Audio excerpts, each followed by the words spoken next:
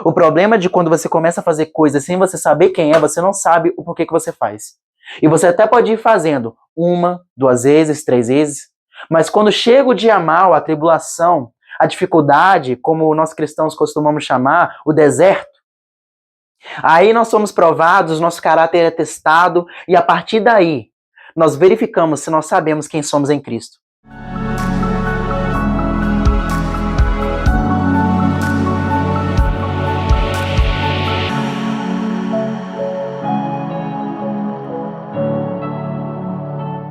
Olá, queridos, graça e paz, meu nome é Pedro Henrique, e mais uma vez no vídeo de hoje eu quero estar te abençoando com uma mensagem que Deus colocou no meu coração. Mas antes de começar essa mensagem, eu gostaria de, como de costume, fazer uma oração por você. E por quê? Como eu já venho explicando ao longo das mensagens que eu venho postando aqui no canal, é importante nós começarmos orando pedindo duas coisas. Aliás, ao invés de pedir, reconhecendo. É melhor assim. A gente tem que começar sempre quando a gente vai fazer algo para Deus ou vai receber algo que vem da parte dele, nós precisamos reconhecer que isso vem dele. Reconhecer que a ele toda honra e toda glória, ele é digno disso, entende? Porque eu vou falar por mim, eu não teria capacidade de falar, se tem alguma coisa aqui nesse vídeo que pode ser útil para você, acredite, não é por mim. Eu não sou capaz de fazer isso. Isso provém da palavra do Senhor. E o fato dela ser tão eficaz é que prova que é a própria palavra do Senhor.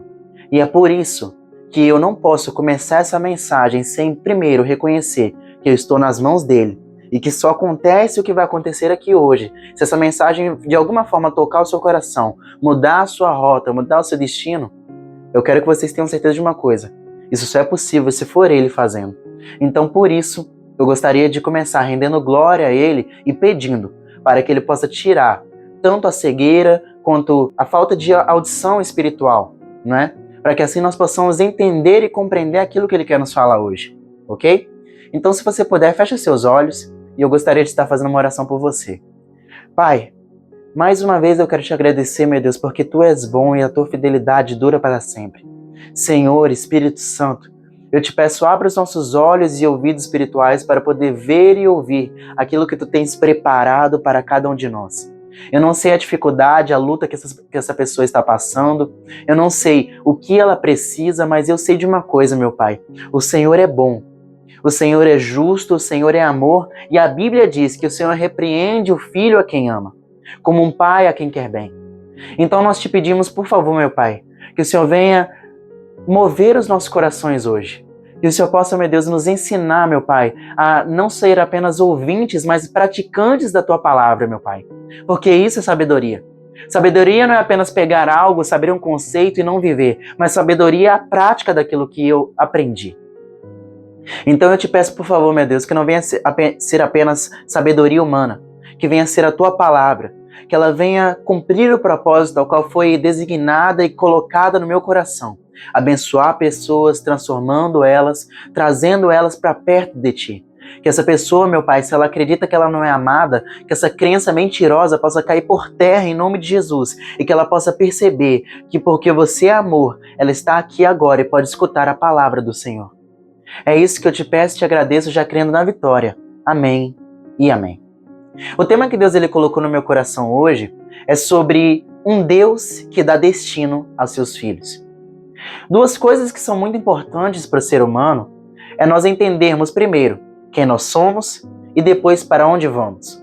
E eu quero que você entenda isso. Quando eu estiver falando de destino nesse vídeo, eu não estou falando de algo predestinado. Apesar de eu acreditar sim que Deus ele tem planos, ele escreve como está na palavra do Senhor em Salmos. A Bíblia diz que Deus ele tem escrito todos os dias da sua vida. Está escrito. Só que eu não acredito numa predestinação, que tipo assim, Deus você só tem isso e pronto, acabou. Eu acredito que Deus, assim como um pai, ele faz planos de paz e não de mal, planos de amor para os seus filhos. E cabe a você ou eu aceitarmos e buscarmos esse plano para a nossa vida, ou não. Aí está a dinâmica desse amor. O amor não é forçado, o amor tem a ver com uma possibilidade de decisão e de você aceitar. Então, voltando, eu acredito que Deus ele tem um plano para cada um de nós. E quando eu estiver falando de destino nesse vídeo, é nesse sentido. É no sentido de a nossa parada final, para onde nós devemos ir. E se nós não entendermos que isso é uma coisa essencial para o ser humano, nós não vamos conseguir entender aquilo que Deus ele quer falar ao nosso coração. Quer ver como isso é importante para o ser humano? A maioria dos seus problemas e dos meus problemas que nós vamos passar ao longo da nossa vida, elas têm a ver com isso. Primeiro, com quem nós somos e depois, para onde vamos. Quer ver? Quando uma criança ela nasce, as pessoas já começam à volta dela, pai, mãe, irmãos, tios, tias, o núcleo familiar, parentes, amigos, professores. Eles já começam a fazer a seguinte pergunta: o que você quer ser quando você crescer? Fala para mim. E essa pergunta, ela vai nos conduzir por um caminho perigoso, porque ela vai criar uma crença numa criança de que ela só vai ser alguém quando ela achar a sua profissão. E isso começa a tomar uma proporção enorme na nossa vida. E quando a gente chega na fase adulta, ou pelo menos nós estamos quase chegando lá, a gente está terminando a escola. E aí já começa a preocupação excessiva de, caramba, eu ainda não sei a minha profissão. E o pior de tudo, se eu não sei a minha profissão, eu não sei qual faculdade eu devo fazer. Ou seja, tá percebendo? Para onde eu vou, quem eu sou. Essas duas coisas influenciam diretamente na nossa vida. Essa atitude que é nos colocada de primeiro ir atrás de fazer algo, para depois nós descobrirmos quem somos, isso é um erro. Por quê? Por que isso é um erro? Porque não foi assim que Deus fez. Se nós formos no plano perfeito do Senhor, em Gênesis capítulo 1, nós vamos perceber que primeiro, Deus ele cria o ser humano e ele dá ao ser humano uma identidade e depois ele designa, olha, você faz isso, você faz aquilo. Mas antes dele dar uma identidade, um caráter para o ser humano, ele não faz isso. E o que ele faz antes? A Bíblia diz, em Gênesis capítulo 1, versículo 26, a Bíblia vai dizer, façamos o ser humano a nossa imagem e semelhança, e domine ele sobre toda a terra, sobre todo réptil, animal, enfim, etc. Primeiro, Deus ele fala, façamos o ser humano a nossa imagem, ou seja, ele está dando uma base, ele está dando um destino, ele está dando uma identidade. E o versículo posterior a esse, o que a Bíblia vai dizer? Então assim, Deus criou homem e mulher, a sua imagem, Deus os criou. Identidade. E depois disso, nós vamos para o capítulo 2, e aí a Bíblia diz que Deus ele pega o homem que ele formou do barro, Adão, e ele coloca no jardim. E a partir daí, depois de ter dado um nome, entenda uma coisa, nome na Bíblia é algo extremamente importante.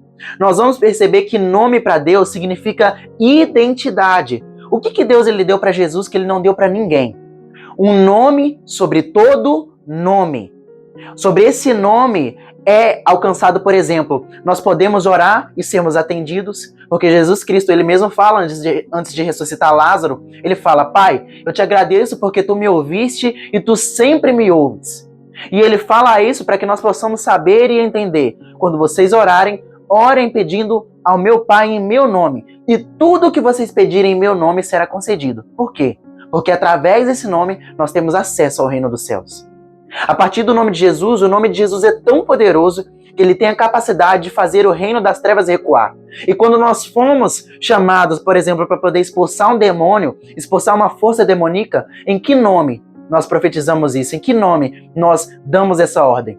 Pelo nome de Pedro? Pelo nome de Paulo? Não. Pelo nome de Jesus. Esse nome que é sobre todo nome. E sobre ele foi depositado toda a honra e toda a glória. Porque ele comprou para si todos os povos, línguas e nações no seu sacrifício na cruz. Olha só que maravilhoso. Ele deu para o seu Filho único, inigualável, unigênito, como está na palavra. A Bíblia diz que ele deu um nome sobre todo nome. Nome para Deus é uma coisa muito importante. E uma coisa que Deus faz no início é dar um nome a Adão. Ele dá um nome para o primeiro homem e chama ele de Adão. E qual que era a função de Adão? Depois que ele deu uma identidade, então agora Adão, ele tem a função de gerir o jardim, de lavrar o jardim, de cuidar do jardim e de dar nome aos animais, como nós vamos ver ao decorrer do capítulo 2 de Gênesis. Então nós vamos perceber que Deus ele cria um plano perfeito. Primeiro você sabe quem é, você descobre quem você é, depois você exerce aquilo que eu te chamei. E se você pular essa ordem, você está corroborando para você criar uma fragilidade e assim a sua vida, ela corre um sério risco de se romper. Porque muitas pessoas que começam fazendo coisas boas, acabam sofrendo por causa disso. Na realidade, isso é tudo que o inimigo precisa nas nossas vidas, de nós sabermos quem nós somos ou não. Se ele descobre que um ser humano, ele está fazendo algo, mas ele não sabe quem ele é, pronto. É tudo que ele precisa para poder matar você e poder me matar.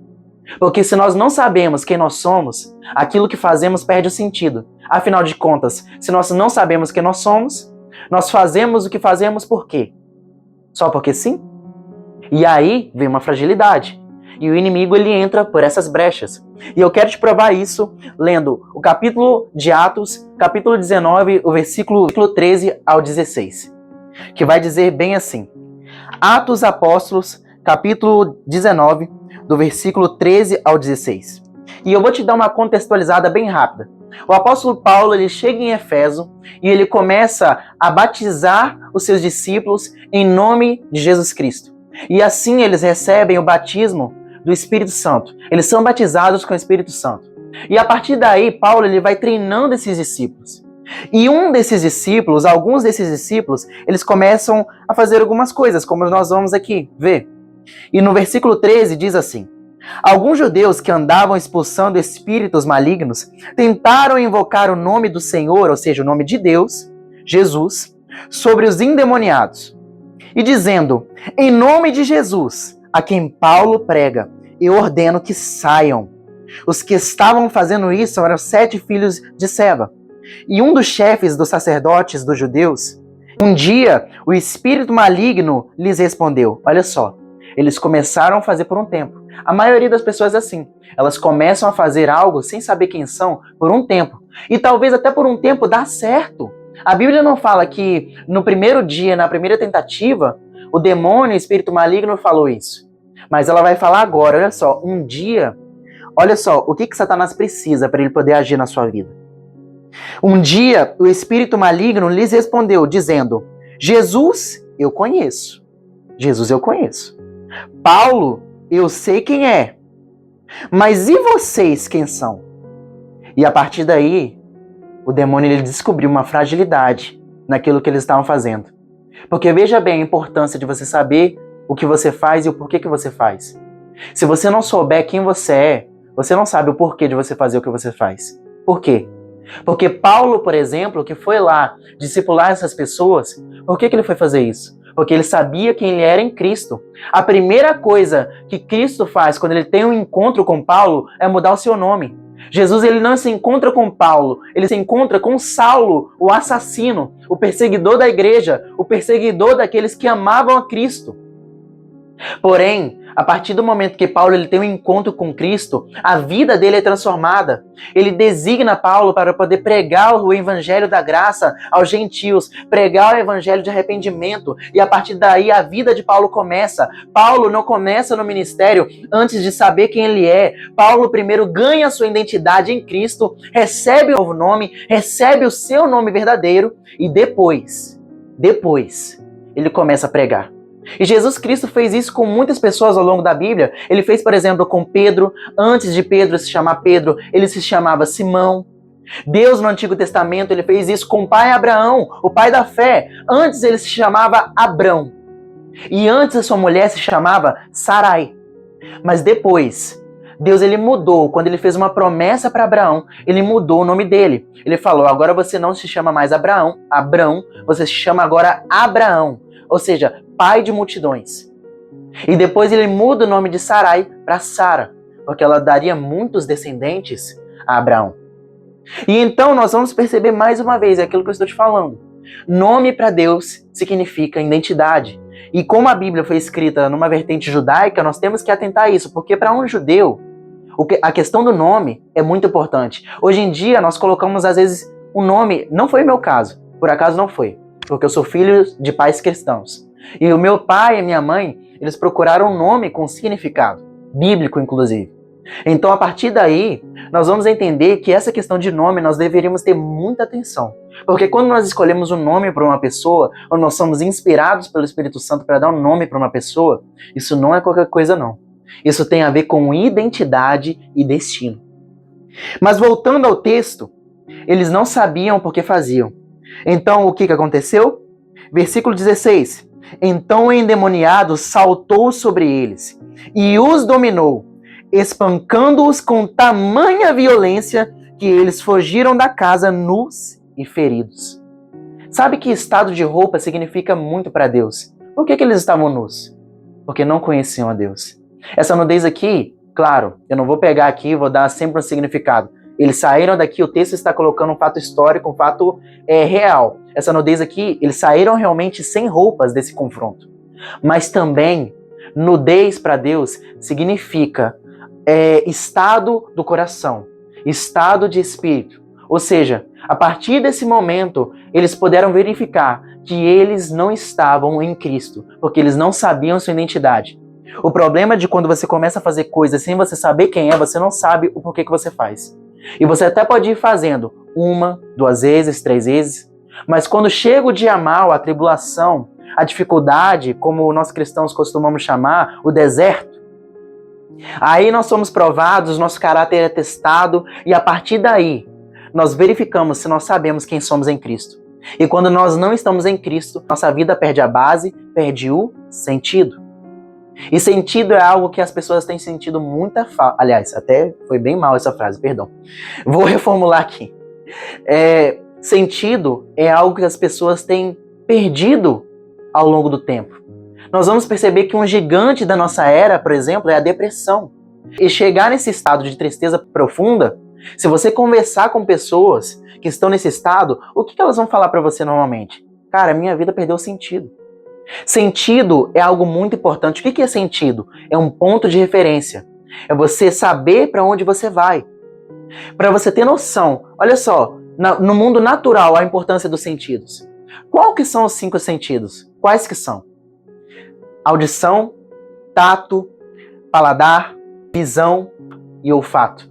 Esses são os 5 sentidos naturais que são responsáveis por nos fazer compreender melhor o mundo à nossa volta.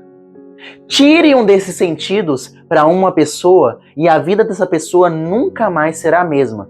Aí você pode falar, não, mas a pessoa ela consegue se virar depois. Claro, mas lá está. Não é o projeto original de Deus para a vida dessa pessoa.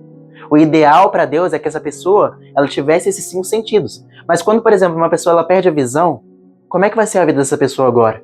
Ela vai ter que se adaptar. Mas lá está. A sua capacidade de entender o mundo à sua volta foi comprometida. Agora imagina a dor, o sofrimento de uma pessoa que chega para você e fala, cara, eu perdi o sentido da minha vida. Ou seja, ela está em tamanho sofrimento. Os problemas são tão grandes que agora ela perdeu a visão. Ela não consegue mais enxergar uma perspectiva de futuro. Por isso que muitas vezes falar coisas a longo prazo para uma pessoa assim não resulta, porque ela está querendo que o problema dela, aquilo que está causando dor para ela, acabe agora. Ou seja, é muito doloroso. Mas para que nós possamos chegar nesse estado, nós também temos que entender o seguinte. E você que está passando por isso, eu quero te dizer uma coisa. Deus te ama, Ele quer falar com você hoje. Mas por favor, quando Ele falar, abra o seu coração. E entenda bem isso que eu quero te dizer. Eu não estou falando que você é o culpado de você estar onde você está. Mas eu estou te falando o seguinte. Na Bíblia, existe a lei da semeadura. E essa é a lei natural que rege a nossa vida. Plantar e colher. Os resultados que nós temos na nossa vida são o resultado disso, de colheitas passadas. E para que nós chegássemos nesse ponto em que estamos, seja bom ou ruim, nós precisamos ter plantado algo. Ou pelo menos ter sido solo fértil, para que as sementes que outras pessoas lançaram lá no passado, elas pudessem alcançar a nossa vida hoje. Isso é fato. Então entenda isso com carinho. Eu estou te dizendo o seguinte, que para sua vida ter chegado onde você está agora, foi necessário que algumas sementes fossem lançadas no seu coração. Só que também uma lei que está na Bíblia é, para que uma semente germine, é preciso de ter um solo propício a isso. Agora, isso vale tanto para coisas boas quanto para coisas ruins. Como é que eu sei disso? Mateus capítulo 13, do versículo 1 ao versículo 24, nós vamos perceber isso. Porque Jesus Cristo ele vai contar a parábola do bom semeador. E quem é esse bom semeador? Deus. Ele vai semeando. Qual semente é essa? A palavra de Deus. E aqui nós vamos entender essas leis que eu acabei de explicar para vocês. Mateus capítulo 13, a parábola do bom semeador. E diz bem assim a palavra do Senhor. Naquele mesmo dia, Jesus saiu da casa e assentou-se à beira-mar. Reuniu-se ao redor de uma multidão, tão grande que por isso ele entrou num barco e assentou-se. Ao povo reunido na praia, Jesus falou muitas coisas por meio de parábolas, dizendo: o semeador saiu a semear, e enquanto lançava a semente, parte dela caiu à beira do caminho, e as aves vieram e comeram. Parte dela caiu em terreno pedregoso, onde não havia muita terra, e logo brotou, porque a terra não era profunda. Mas quando saiu o sol, as plantas se queimaram e secaram, porque não tinha raiz. Outra parte caiu no meio dos espinhos, que cresceram e sufocaram as plantas. Outra ainda caiu em boa terra, deu boa colheita, a 100, a 60 e a 30 por um. Aquele que tem ouvidos para ouvir, ouça. Os discípulos, aqueles que Jesus Cristo estava ensinando, aproximaram-se dele e perguntaram: por que você fala ao povo por parábolas? Para você que não sabe, parábola significa uma história. Ele vai explicar aos seus discípulos o porquê que ele fala em parábolas para o povo. E ele respondeu: a vocês foi dado o conhecimento dos mistérios do reino dos céus, mas a eles não. A quem tem será dado, e a este terá em grande quantidade. De quem não tem, até o que tem lhe será tirado. Por essa razão eu lhes falo por parábolas, porque vendo eles não veem, e ouvindo não ouvem, e não entendem. Nele se cumpre a profecia de Isaías. Ainda que estejam sempre ouvindo, por isso que eu falei para você, se você está numa situação difícil, não endureça o seu coração. Não adianta você só ouvir e ouvir e ouvir. Se você não ouvir, e é por isso também que eu sempre faço essa oração. Se você ouve, ouve, ouve, e na sua vida não ocorre nenhuma mudança, tem alguma coisa errada. Então é necessário que você possa perceber o que está endurecendo o seu coração, por que a semente não está frutificando. E é por isso que eu faço uma oração, para que Deus ele abra os seus olhos e ouvidos espirituais, para que não aconteça isso aqui. Ainda que estejam sempre ouvindo, vocês não entenderão. Ainda que estejam sempre vendo, jamais perceberão, pois o coração deste povo se tornou insensível e de má vontade, e ouviram com seus ouvidos, e fecharão os seus olhos. E se assim não fosse, poderiam ver com os olhos, e ouvir com os ouvidos, e entender com o coração, e converter-se, e eu os curaria. Mas felizes são os olhos de vocês, porque veem, e os ouvidos de vocês, porque ouvem. Pois eu digo a verdade, muitos profetas e justos desejaram ver o que vocês estão vendo, mas não viram, e ouvir o que vocês estão ouvindo, mas não ouviram. Portanto, ouçam o que significa a parábola do semeador. E é aqui que Deus ele vai explicar que as sementes que nós temos que plantar, mas também as sementes que estão sendo jogadas em nosso coração. A pergunta é: que tipo de coração é o seu quando Deus ele lança a palavra do Senhor? Então vem o seguinte: quando alguém ouve a mensagem do reino e não entende, o maligno vem e arranca o que foi semeado em seu coração. Tem muitas pessoas que simplesmente pegam a Bíblia e fazem isso aqui, olha só. Depois disso, levaram o endemoniado, era cego e tal. Aí fecha a Bíblia, não entendi, Deus me abençoa. Não. Você nunca vai alcançar o reino de Deus, que é para você alcançar dessa forma. Você nunca vai se aproximar de Deus lendo a palavra com tanto descaso e sem interesse dessa forma. A Bíblia não foi feita apenas para você ler como um livro comum. A Bíblia foi feita para você meditar, para você ter relacionamento. A Bíblia não é um livro que simplesmente você lê, você deixa com que a Bíblia leia você. Ela tem que provocar esse efeito, ler o seu coração. A pergunta é: o quanto você está com fome da palavra? E assim Jesus Cristo continuou explicando. E vem o maligno e arranca o que foi semeado do seu coração. E esse é o caso da semente que caiu à beira do caminho. Quanto à semente que caiu em terreno pedregoso, esse é o caso daquele que ouve a palavra do Senhor e logo recebe com alegria, ou seja, ele recebe com alegria, ele entendeu e ele ficou feliz. Todavia, visto que não tem raiz em si mesmo, não tem identidade, a palavra não pode frutificar em seu coração, porque ele não deixa com que a palavra frutifique, ele não abre espaço para que assim ele tenha fome, para que ele possa ser preenchido, ele está muito cheio do seu próprio eu, do seu ego, do seu orgulho. Então, permanece pouco tempo. E quando surge alguma tribulação ou perseguição, por causa da palavra, logo a abandona. Quando chega um problema, ele deixa a palavra. E quanto à semente que caiu no meio dos espinhos, esse é o caso daquele que ouve a palavra, mas a preocupação desta vida e o engano das riquezas sufocam-a, tornando-a infrutífera. Aquela pessoa que sempre está preocupada com esse mundo materialista, aquela pessoa que está em busca de migalhas nesse mundo, para poder sentir pouco. Dr. Augusto Cury, um dos maiores psiquiatras do mundo, reconhecido internacionalmente, ele fala o seguinte, que os miseráveis desse mundo, na realidade, os miseráveis desse tempo, são aqueles que precisam de muito para sentir pouco, para sentir migalhas. E é uma verdade. A Bíblia já deixa bem claro, na criação, Deus primeiro criou céus e terra. A Bíblia diz, primeiro procurem o reino de Deus e a sua justiça, e estas coisas vos serão acrescentadas. Se você pula essa ordem espiritual, a palavra não vai frutificar no seu coração, porque você vai estar preocupado demais com o que está acontecendo nesse mundo e não vai ter tempo de viver o sobrenatural do Senhor. A Bíblia diz, sem fé é impossível agradar a Deus. O que é a fé? A certeza das coisas que ainda não se podem ver, mas se esperam. A certeza daquilo que Deus falou a seu respeito, de que por mais que demore tempo, vai acontecer. Porque a Bíblia diz, Deus não é homem para que minta, nem filho do homem para que se arrependa. Se Ele prometeu, Ele cumpre. Só que aqueles que estão preocupados com as coisas desse mundo, não têm tempo nem sequer para poder esperar. E então, continuando. Quanto à semente que caiu no meio dos espinhos, esse é o caso daquele que ouve a palavra. Mas a preocupação desta vida e o engano das riquezas sufocam-a, tornando-a infrutífera. E quanto à semente que caiu em boa terra, essa aqui é especial. Esse é o caso daquele que ouve a palavra e entende. E dá uma colheita a 100, a 60 e a 30 por um. Ele ouve e entende. E a palavra frutifica, porque ela tem raiz, ela tem espaço no seu coração. Ou seja, a parábola do semeador é uma prova de que a nossa vida ela é o resultado daquilo que nós estamos permitindo que o nosso coração seja. A Bíblia diz, sobre todas as coisas que se deve guardar, guarda o seu coração, porque dele procedem as saídas da vida. Se você não cuida do que está se tornando o seu coração, você não vai poder frutificar no reino de Deus.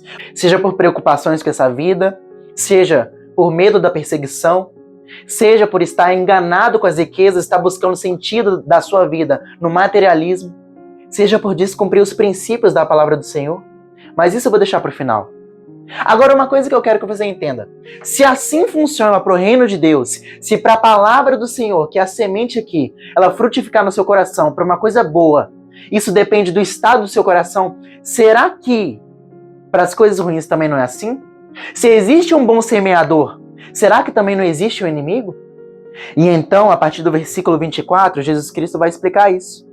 E preste muita atenção. A parábola do joio. Jesus lhes contou outra parábola, dizendo, o reino dos céus é como um homem que semeou boa semente em seu campo. Mas enquanto todos dormiam, veio seu inimigo e semeou o joio no meio do trigo. E se foi. E quando o trigo brotou e formou espigas, o joio também cresceu. E os servos do dono do campo dirigiram-se a ele e disseram, o Senhor não semeou boa semente em seu campo? Então, de onde veio o joio? Um inimigo fez isso, respondeu o Senhor. E os servos lhe perguntaram, o Senhor quer que tiremos? E ele respondeu, não, porque ao tirar o joio, vocês também poderiam arrancar o trigo com ele. Deixem que eles cresçam juntos, até a colheita. Então direi aos encarregados da colheita, juntem primeiro o joio, amarrem-no em feixes para ser queimado, e depois juntem o trigo e guardem-no no celeiro. Talvez você ainda não tenha entendido o que Deus está explicando aqui, mas eu vou te explicar. Eu quero que você entenda uma coisa. Qual que é o sentido de Deus ele sair semeando a palavra do Senhor? À toa? Não. É porque, deixa eu te lembrar uma coisa. Gênesis 1, versículo 26. Deus ele criou o ser humano à sua imagem e semelhança. Uma coisa que eu quero que você entenda é, o bom semeador, que nesse caso era o reino dos céus, era Deus, ele semeou trigo em seu campo. O que significa trigo? Trigo, você pode com trigo fazer pão. E Jesus na Bíblia é o quê? Jesus Cristo na Bíblia é dito como o pão da vida. A Bíblia diz, façam isso em memória de mim, comam deste pão e bebam desse cálice. E esse pão simboliza o meu corpo. Você tem que perceber isso. Quando a palavra do Senhor, ela cai no seu coração e ela acha espaço, você se torna, na realidade, você coloca para fora aquilo que Deus criou no projeto inicial dele. Você é imagem e semelhança dele. E ele te fez assim. Você não é os seus erros do passado, você não é aquilo que você está fazendo agora. Essa situação não determina quem você é. Mas a mentira do inimigo e a vantagem que ele quer é justamente isso. É fazer e te enganar que você não pode estar mais perto de Deus. É se colocar entre você e Deus. E é por isso que ele lança as sementes. E essas sementes são joio. Se trigo pode ser matéria-prima para poder fazer pão, e pão significa Jesus Cristo, significa ser imagem e semelhança de Deus, o que você acha que é o joio? Pecado. Pecado, para você que não sabe, eu venho explicando isso ao longo das minhas mensagens, eu venho falando que pecado significa você olhar para Deus com as suas atitudes e palavras e dizer para ele, olha, eu sou tudo, menos parecido com você. Porque pecado no hebraico antigo significa errar o alvo. Qual que é o alvo? Ser imagem e semelhança de Deus. O que o inimigo quer? Semear joio no seu coração. Mas como é que o joio cresce? Achando o solo fértil. E aí que está o segredo. Mas uma coisa interessante da parábola do joio é você entender o seguinte, que no mesmo solo onde nasceu o trigo, também nasceu joio. O que isso significa? Significa que o plano de Deus na sua vida está aí dentro de você. E talvez o joio esteja te impedindo de você viver isso. E por que Deus ele não está arrancando? Porque às vezes você se questiona, mas se Deus ele me quer tanto, por que ele não muda a minha situação logo? Por que ele não pega, se ele é o Todo-Poderoso, por que ele não tira o mal? Por que ele não tira de vez essa situação? Por que ele não muda a minha realidade logo? Por quê? Por que eu ainda tenho que viver esse processo, esses problemas? É porque se Deus ele arrancar de você o joio, ele também vai arrancar o trigo que está em você. A riqueza, a sua imagem e semelhança. Primeiro, ele tem que fazer um processo na sua vida. Ele tem que começar a trabalhar no seu coração, tirando o pecado, te purificando, te ensinando você a viver em santidade, ou seja, separado das coisas desse mundo, separado do pecado. O que é esse joio? Pode ser talvez coisas que as pessoas têm semeado no seu coração, coisas que vêm do inimigo. Por exemplo, falta de perdão, que você está deixando, por isso que o solo está tão fértil assim para o joio. Às vezes ofensas que as pessoas jogam em você e você não perdoa. O que para uma falta de perdão, o que é necessário para que haja um solo onde há amargura? O que é necessário? 2 ingredientes. Falta de perdão, isso vem do seu coração, e uma ofensa, isso vem das pessoas. A falta de perdão mais uma ofensa, ela gera um solo amargurado. Você tem que entender isso. Se você não perdoar, a Bíblia diz, Deus também não perdoa seus pecados. Você precisa perdoar as ofensas do passado para você começar a viver o seu futuro. E é por isso que Deus ele coloca esse condicional, que influencia diretamente a sua santidade, influencia diretamente a sua eternidade. Ele coloca isso como princípio necessário para que você esteja livre. Livre do pecado, livre do peso do passado. Porque às vezes essa pessoa está seguindo a vida dela e você está preso a ela. O que é esse joio? Às vezes pode ser também omissão, ou seja, falta de falar a verdade, mentiras, uma vida na mentira. E o principal disso tudo, que eu quero que você entenda, é o orgulho. Porque o orgulho vai te impedir de uma coisa aqui. O orgulho vai te impedir de te acessar a Deus, porque a Bíblia diz que Deus ele resiste aos orgulhosos, mas ele exalta aqueles que se humilham diante dele. E Jesus Cristo ele quer fazer uma obra linda na sua vida, mas uma obra tão linda, meu irmão. Jesus Cristo ele quer transformar a sua vida de tal maneira, e como é que eu sei disso? E agora nós vamos para o último texto dessa mensagem, que é Lucas, capítulo 8, versículo 4. Jesus Cristo ele quer transformar a sua vida, ele quer fazer você recuperar a sua visão, ele quer te dar um destino. Porque aquele que recebeu um destino para o Pai, pode também dar um destino para os filhos do Pai. A questão é, você é filho do Pai? Você só é se você aceita esse Jesus como seu Salvador. E a Bíblia vai dizer em Lucas, capítulo 4, versículo 8. A Bíblia diz o seguinte. Aliás, Lucas, capítulo 4, versículo 18. Jesus Cristo ele vai falar o seguinte: o Espírito do Senhor está sobre mim, porque ele me ungiu para pregar as boas novas aos pobres. Ele me enviou para proclamar a liberdade aos presos, a recuperação de vista aos cegos, para libertar os oprimidos e proclamar o ano da graça do Senhor. O ano da graça do Senhor já chegou, e foi porque Cristo veio para poder pagar o seu e o meu pecado. Ele veio para que você possa ter vida e vida em abundância. A questão é, você está disposto a receber, a pagar o preço? E não é o preço do pecado, porque você não paga o preço do pecado. Jesus Cristo já pagou por você. Mas é outro preço. Quer saber qual? Para você ser liberto? Eu te digo. E Jesus Cristo, ele continua falando na sinagoga o seguinte: então ele fechou o livro, devolveu ao assistente e assentou-se. E na sinagoga todos tinham os olhos fitos nele, ou seja, fixados. E ele começou a dizer-lhes: hoje se cumpriu a escritura que vocês acabaram de ouvir. Aleluia. Todos falam bem dele e estavam admirados com as suas palavras de graça e que saíam de seus lábios. Mas perguntavam: não é esse o filho de José, o carpinteiro? A Bíblia, na minha versão, não está aqui o carpinteiro, mas é bem isso que eles estão questionando. Não é esse o filho de um homem comum? Como é que ele pode dizer que ele foi ungido pelo Senhor? E é esse o erro que está te separando de Deus, talvez. Você não querer reconhecer ele. Quer ver? Olha só. Jesus lhes disse: é claro que vocês me citarão este provérbio: médico, cura-te a ti mesmo. Faz aqui em tua terra o que ouvimos que fizeste em Cafarnaum. Ou seja, faz os milagres, os prodígios, as maravilhas do seu ensino aqui na tua terra natal, Nazaré. Então, Jesus lhes disse, continuou ele: digo a verdade, nenhum profeta é aceito em sua terra. Asseguro a vocês que havia muitas viúvas em Israel no tempo de Elias, quando o céu foi fechado por 3 anos e meio e houve uma grande fome em toda a terra. Contudo, Elias não foi enviado a nenhuma delas, em nenhuma das viúvas do povo de Deus. Ele foi enviado a uma viúva de Sarepta, na região do Sidom, uma estrangeira, uma mulher que não era do povo de Deus. Ou seja, essa palavra é para você que ainda não tem um relacionamento com Deus. E então, Jesus Cristo continua dizendo: também havia muitos leprosos em Israel no tempo de Eliseu, o profeta. Todavia, nenhum deles foi purificado, somente Naamã, o sírio. E a Bíblia vai dizer que depois disso, depois de ouvirem isso, eles ficaram furiosos. Por quê? Porque eles não queriam fazer o que essas duas pessoas fizeram. Talvez você não conheça a viúva de Sarepta, talvez você não conheça o leproso Naamã, mas eu vou te resumir muito bem a história deles agora.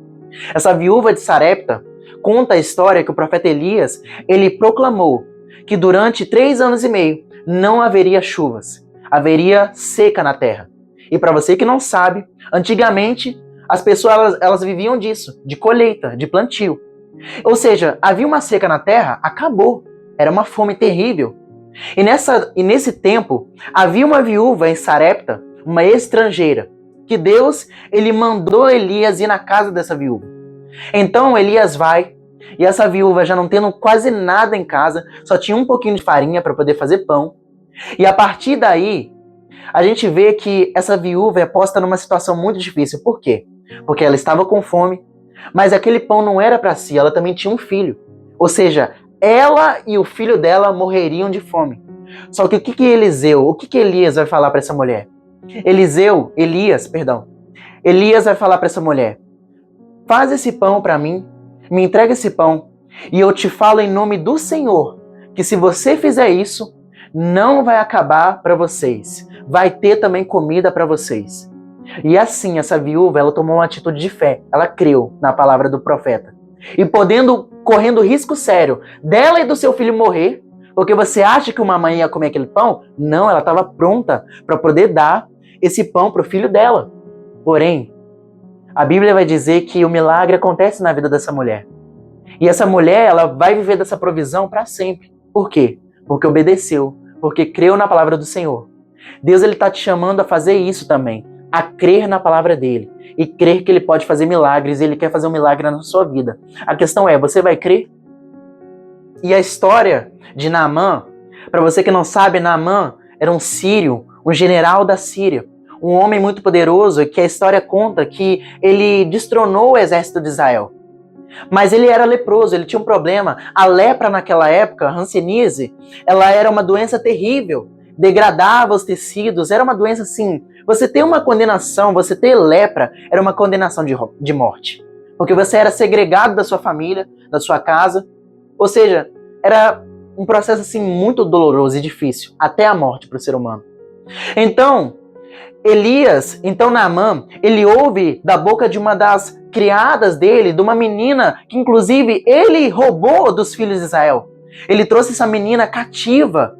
E essa menina, com muito amor no seu coração, direcionada por Deus, ela fala: em Israel há um profeta que é chamado Eliseu, e ele pode te curar.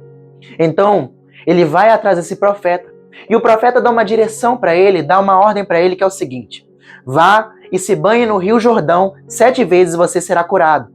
Só que a Bíblia conta que o Rio Jordão era praticamente um rio de pura lama. E você acha que aquele general ele queria fazer isso? Não. Ele se sente indignado porque ele pensa: caramba, eu venho aqui e esse homem, ele tá brincando com a minha cara. Eu vou ter que me banhar nesse rio sujo. Olha a minha situação, como é que eu já tô? Será que já não é humilhante o suficiente? Então ele vai. Só que um dos seus criados, mais uma vez, fala o seu coração. E ele fala: se fosse uma coisa difícil, você não faria?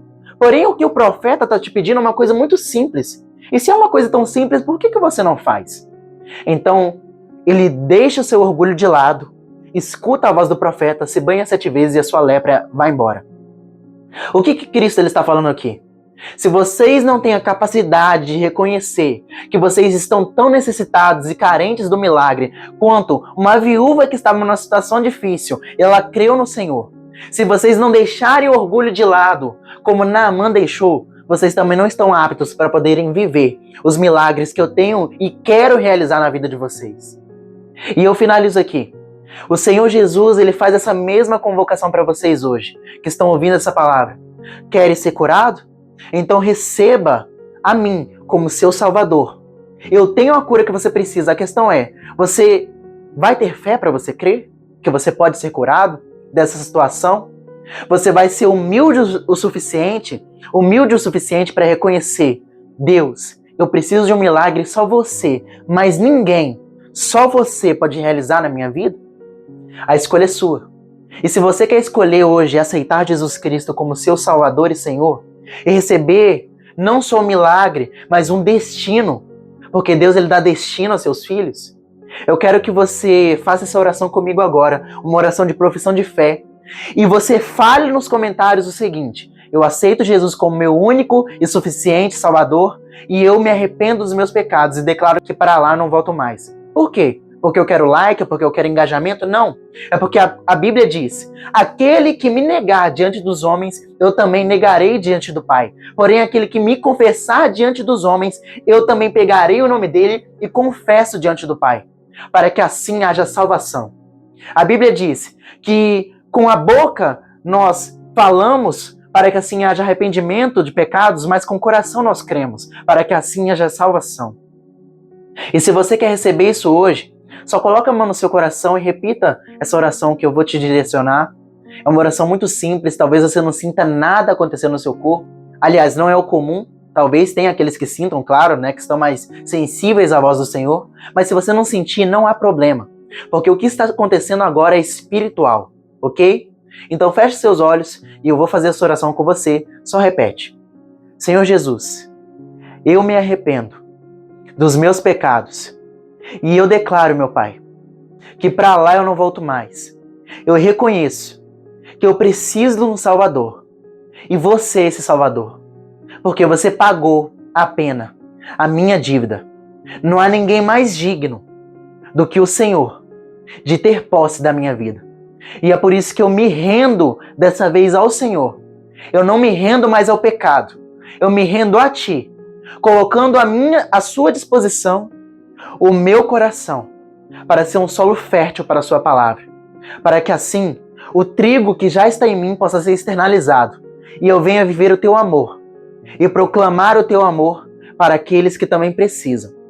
Em nome de Jesus, eu me comprometo. Amém. Se você fez essa oração, Deus te abençoe. Eu creio que hoje Ele está mudando a sua história. Talvez depois de você sair daqui, você pergunte: caramba, mas parece que talvez até minha vida piorou. E eu vou te alertar e vou te dar um alerta do seguinte: agora você vai passar um processo de santificação. O que é isso?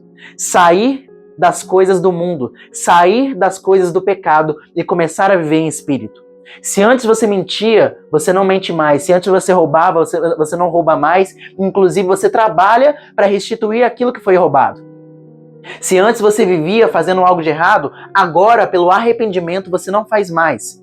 Só que isso é um processo. E talvez esse processo pareça para você difícil, mas fica tranquilo. A Bíblia diz: eu estarei convosco todos os dias. Essa palavra foi dada pelo nosso Senhor Jesus, que venceu o mundo. A Bíblia diz: não tenham medo, muitas serão as aflições do mundo, mas tem de bom ânimo. Eu venci o mundo. E se vocês estiverem comigo, vocês vão vencer. Vai acender uma luz na sua vida agora, porque quando Deus ele entra na vida de uma pessoa, ele traz luz. E ele mostra tudo aquilo que não deveria estar ali, mas está. Coisas que estão te apodrecendo já há muito tempo, roubando a sua alegria, roubando o sentido da sua vida e que ele quer trabalhar e tirar. Mas ele vai tirar com você, passando por esse processo, com você escolhendo todos os dias carregar a sua cruz, negando a si mesmo e as suas vontades para viver a vontade do seu Criador. Amém? E se você aceitou Jesus, não esqueça de se procurar uma igreja. Porque isso aqui que eu estou fazendo agora é uma pregação, é uma palavra do Senhor, não é uma igreja. É necessário que você faça parte do corpo de Cristo para você aprender, porque às vezes você pensa, caramba, eu aceitei Jesus Cristo agora, mas o que eu faço? Não existe nada melhor do que estar na presença do Senhor, junto com pessoas que querem estar também na presença do Senhor. A Bíblia diz que onde estiverem um ou dois ou três, em meu nome, reunidos em meu nome, lá eu também estou. Então, procure uma igreja que professe Jesus Cristo como o único e suficiente Salvador e faça parte dessa comunidade de fé, onde você vai receber direcionamento do Senhor e vai crescer como um membro dessa igreja, como um membro de um só corpo, o corpo de Cristo. Amém? Deus te abençoe. Até a próxima mensagem.